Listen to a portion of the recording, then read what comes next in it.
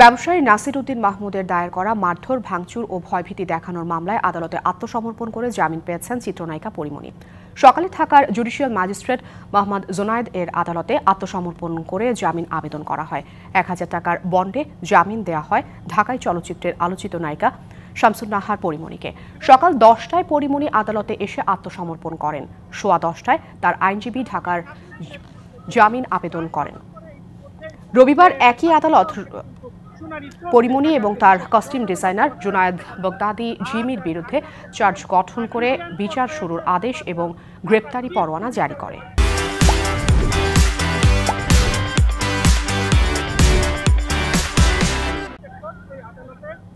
খুবই পরিষ্কার যে আমি একটা মামলা করলাম, তার ২.৫ বছর পরে, ঠিক ২.৫ বছর পরেই একটা পাল্টা মামলা করা হলো শুধু দমানোর জন্য, এবং এটা বিচারাধীন। আমার বিশ্বাস যে আমি সঠিক বিচার পাবো, আমি ন্যায় বিচার পাবো। আমি সত্যি আশা হারাতে চাই না, আমার একদম বিশ্বাস থাকতে চাই যে শেষ পর্যন্ত সত্যের জয় হোক। আমি যে মামলাটা করেছিলাম তার ঠিক ২.৫ বছর পরে উনি পাল্টা একটা মামলা করেন।